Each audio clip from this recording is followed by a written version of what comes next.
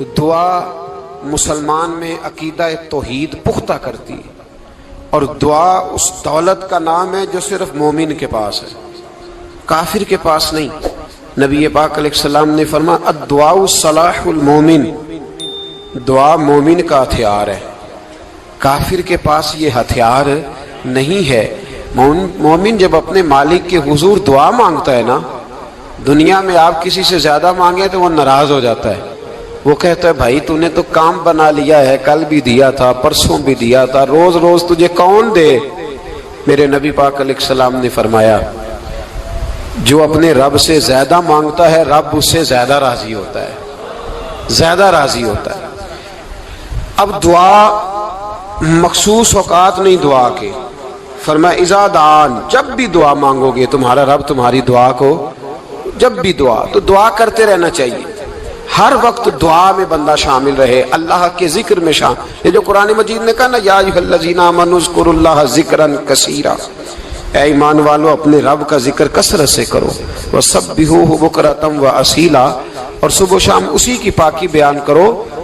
تو اس سے مراد یہ نہیں ہے کہ تسبیح لے کے سارا دن مسجد میں بیٹھے رہو اور کام کوئی نہ کرو، بلکہ اس کا مطلب یہ ہے کہ روٹی شروع کرو تو اللہ کے نام سے، اختتام کرو تو اللہ کے نام، سو جاؤ تو رب کا نام لے کے، سویرے اٹھو تو اللہ کا نام لے کے، جب تمہیں کوئی چیز اچھی لگے تو ماشاءاللہ کہو، جب کوئی مصیبت آئے تو کہو انا للہ و انا الیہ راجعون۔ تو سارا دن اللہ کا ذکر جاری رہے گا۔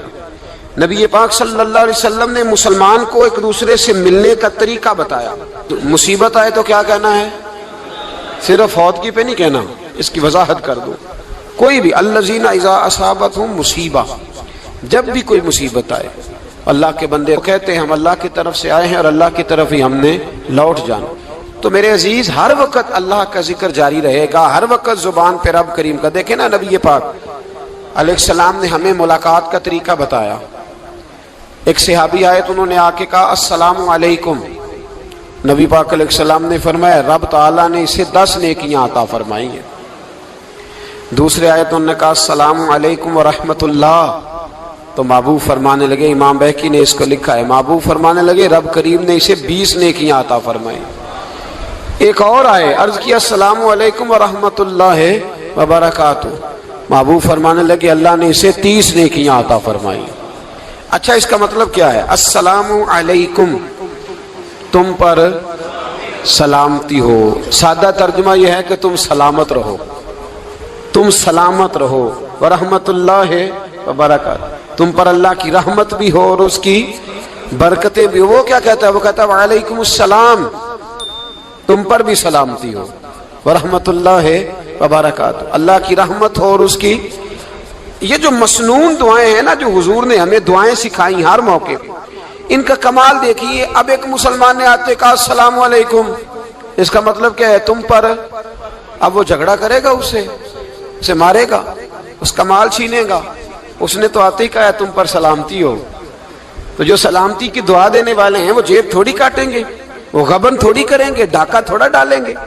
اسلام نے لفظ ہی وہ سکھایا ہے کہ فرمایا جب تم نے ملنا ہے تو تم نے دعائیں کرنی ہے ایک دوسرے کے لیے۔ اب ہمارے ہاں نئے نئے لفظ آ گئے، ٹیلی فون اٹھایا تو کہا ہیلو، اس کا کیا ترجمہ ہے؟ کون ہے؟ اس کا کیا ترجمہ ہے؟ جی جناب، اس کا کیا مطلب؟ ہم نے دیکھا بڑے بڑے سمجھدار لوگ السلام علیکم کی بجائے کہتے ہیں کیا حال ہے؟ بھئی کیا عجیب بات ہے، بھئی کیا حال ہے کا کیا مطلب ہوا؟ وہ بعد میں کرنے کی بات ہے۔ اور کچھ تھوڑا سا جو ادیب ہیں، جو بیچارے حروف کے پیچ و تاب میں رہتے ہیں، وہ کہتے ہیں آداب عرض ہے۔ وہ کیا ہوتا ہے جی؟ اسلام نے دعا سکھائی ہے السلام علیکم، یہ کتنی خوبصورت دعا ہے۔ جب آپ گھر کے اندر داخل ہوئے تو آپ نے دعا دی السلام علیکم، یہ دعا دی آپ۔ ایک صحابی حاضر خدمت ہوئے، عرض کی یا رسول اللہ صلی اللہ علیہ وسلم میرے گھر میں غربت رہتی ہے، کیا کروں؟ نبی پاک علیہ السلام نے فرمایا جب بھی گھر جایا کرنا گھر والوں سے سلام لیا کر، گھر والوں سے کیا کہا کر؟ السلام علیکم، جب بھی گھر جائے۔ یعنی گھر آیا، اب گھر والوں نے بتایا کہ ماچس کی ڈبیا تو لے آؤ۔ اب یہ دکان کونے پہ تھی گھر والے پہ، وہاں سے ماچس کی ڈبیا لے کے واپس گیا تو کہنے لگا السلام علیکم. پھر گھر والوں نے کہا ہو بتانا یاد ہی نہیں رہا, چینی بھی ختم ہو گئی ہے. تو یہ پھر گیا چینی لینے, لوٹ کے آیا تو کیا کہا؟ جب اللہ چاہتا ہے تو کہے, جب اللہ کے رسول چاہتے ہیں تو کہے. اس کا ترجمہ یہ ہے کہ تو کہہ, تو سلام لے. اللہ رسول چاہ رہے ہیں کہ تو سلام لے تاکہ تیرے گھر میں سلامتیاں ڈال دی جائیں. تو فرمایا سلام لینی ہے تو نے, اور ساتھ تو نے اس طرح کرنا ہے کہ 3 دفعہ سورۃ اخلاص کو پڑھنا ہے. امام قرطبی نے اس کو لکھا ہے. اس نے کہا حضور غربت بڑی ہے. غربت بڑی ہے تو کہ وظیفہ بتائیں. فرمایا جب بھی گھر جاؤ سلام لو اور 3 دفعہ سورۃ اخلاص پڑھو. وہ صحابی کہتے ہیں میں پکا ہو گیا. اب وہ کچھ دنوں کے بعد, کچھ عرصے کے بعد, کچھ مہینوں کے بعد واپس آئے تو صحابہ کرام علیہم رضوان فرماتے ہیں ہماری خواہش تھی کہ یہ کچھ بیان کرے, اب بتائے جو وظیفہ لے کے گیا تھا اس کا ریزلٹ کیا نکلا. کہتے اس نے بڑی حیرت انگیز بات کی, حیرت انگیز عجیب انداز میں. کچھ لوگوں کا دل ہوتا ہے نا کہ مجھے ملے میرے پڑوسی کو نہ ملے, اور کچھ کا دل ہوتا ہے یار مجھے بھی ملا ہے اور الحمدللہ میرے پڑوسی کو ملا ہے. تو صحابی جب حاضر ہوئے تو صحابہ کہتے ہیں ہمیں تجسس تھا کہ یہ کچھ بتائیں. تو حضور نے فرمایا کیا حال ہے تیرا؟ کہا یا رسول اللہ کمال ہی ہو گئی ہے حضور, میں جب بھی گھر جاتا ہوں سلام لیتا ہوں اور 3 دفعہ سورۃ اخلاص پڑھتا ہوں, میں تو امیر ہو ہی گیا ہوں, میرے تو ہمسائے بھی امیر ہو گئے. کتنا پیارا ہے یہ جملہ, کتنا حسن ہے. اتنا اچھا لفظ کسی اور کے پاس ہے ہی نہیں جو الفاظ ہمیں ہمارے رسول نے عطا فرمایا. اس کو اپنائیے, اس کو اپنائیے. یہ الگ بات ہے کہ لوگ مطلب کے لیے سلوٹ کر لیتے ہیں بڑا سارا, لیکن مطلب کے لیے نہیں. جس کو جانے اس سے بھی سلام لیں, جس مسلمان کو نہیں جانتے اس سے بھی. تو نبی پاک نے ہمیں مسنون دعائیں سکھائیں. رات کو جب سونے لگیں اللہ کے رسول صلی اللہ علیہ وسلم نے ہمیں دعا سکھائی. حضور نے فرمایا جب سونے لگو تو مسلم شریف میں فرمایا تم نے یہ دعا پڑھنی, اللہم باسمک اموت و احیا. تم نے کہنا اے اللہ میں تیرے نام پر مرتا ہوں اور تیرے نام پر جیتا ہوں. نبی پاک صلی اللہ علیہ وسلم نے ایک حدیث میں فرمایا کہ یہ جو نیند ہے نا یہ موت کی چھوٹی بہن ہے, یہ موت کا ایک حصہ ہے. جس طرح انسان سو جائے تو کوئی خبر نہیں ہوتی کیا ہو رہا ہے, بالکل وہ اٹھا ہے تو اس نے کہا ہو یہ کیا ہوا. سو جاتا ہے نا آدمی, اسے خبر نہیں ہوتی. اوہو میں نے تو 11 بجے اٹھنا تھا, یہ تو 3 بج گئے. اب اسے خبر نہ رہی. سوتے ہوئے لوگ چوری کر لیتے ہیں, بلکہ اس طرح بھی ہوتا ہے کہ آدمی نے گکھڑ اترنا تھا, وہ پنڈی سے آ رہا تھا لیکن وہ سویا ہوا تھا. آنکھ تب کھلی جب کاموں کی آ گیا تھا. اب اس کا اس پر زور ہے تو فرمایا کیا پتا اب تو کھل گئی کاموں کی, جا کے لاہور جا کے کسی جگہ پہنچ کے, تو یہ بھی ممکن ہے کہ کھلے ہی نہ, نیند ہی موت کا سبب بن جائے. تو تو کہہ کے سو کہ یا اللہ تیرے نام پہ سو رہا ہوں.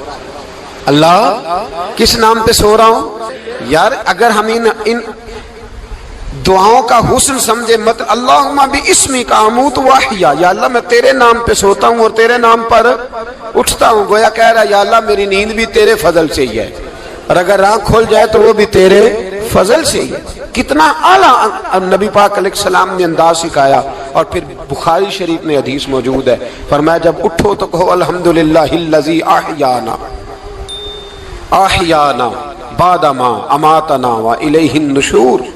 فرمایا جب تم سو کے اٹھو تو پھر کہو اے اللہ ساری تعریفیں تیرے لیے, تمام تعریفیں جس نے ہمیں موت کے بعد حیات دی. موت کے بعد فرمایا احیانا بعد ما اماتنا, ہمیں مرنے کے بعد گویا اللہ کا شکر ادا کر کے آنکھ کھل گئی. دیکھیں کس طرح اسلام مسلمان کو اللہ کے ساتھ جوڑتا ہے. فرمایا شکر کر, آنکھ کھل گئی. کہ یا اللہ تیرا شکر ہے تو نے موت کے بعد ہمیں دوبارہ حیات عطا فرمائی, یہ شکر ادا کرو. گویا تم یہ نہ کہنا کہ میں اٹھ گیا ہوں تو میرا کمال ہے, یہ نہ سمجھنا میں اٹھ گیا ہوں تو میں بڑا پابند ہوں, جب میں ارادہ کر لوں کہ میں نے 11 بجے اٹھنا ہے تو پھر میں اٹھ جاتا ہوں. یہ نہ کہنا کہ یہ الارم بڑا اچھا ہے, یہ مجھے اٹھا لیتا ہے. ذہن کے اندر خیال کر کہ نیند تو موت کی طرح تھی, یہ جو میں اٹھ گیا ہوں تو اپنے رب کے فضل سے اٹھا ہوں. جو میں اٹھ گیا ہوں, جو ابھی اٹھے ہیں وہ تو بول دینا کم از کم کہ میں اپنے رب کے فضل سے اٹھ گیا. تو دعا سکھائی. پھر دیکھیے نبی پاک صلی اللہ علیہ وسلم نے فرمایا جب تم بیت الخلاء میں جاتے ہو نا, واش روم میں جاتے ہو, تو گندی چیزیں ہوتی ہیں وہاں، شیطان ہوتے ہیں، جنات ہوتے ہیں، یہ گندگی پہ ہوتے ہیں۔ جب تم واش روم جاؤ، بیت الخلا جائے، تب بھی دعا مانگو۔ کیا دعا مانگو؟ وہ دعا بھی نبی پاک صلی اللہ علیہ وسلم نے ہمیں تعلیم فرمائی اور بخاری میں ہے، کہا پڑھا کرو اللہم انی اعوذ بک من الخبث والخبائث۔ کہو اے اللہ ناپاک چیزوں سے میں تیری پناہ مانگتا ہوں، وہ نر ہوں یا مادہ ہوں، اللہ میں تیری پناہ مانگتا ہوں۔ واش روم کے اندر بہت ساری بری چیزیں ہوتی ہیں، جوان میری بات پر توجہ فرمائیں، وہاں بہت ساری گندی چیزیں ہوتی ہیں۔ انسان کئی دفعہ واش روم میں جاتا ہے، اسے وسوسے زیادہ آتے ہیں، یہ نوٹ کریں میری بات کو۔ اصل میں نا ہم بات ڈھونڈ رہے ہیں علاج اپنی بیماریوں کا، حالانکہ علاج تو سارا مدینے والے رسول کے پاس موجود ہے، محبوب کے پاس ساری دوائیاں ہیں۔ تو نبی پاک علیہ السلام دیکھیں نا، انسان واش روم میں جاتا ہے اسے وسوسے آتے، برے خیالات آتے، وہ گناہ کی طرف کئی دفعہ مائل ہوتا ہے، تو کہا تو دعا پڑھ کے جا اللہم انی اعوذ بک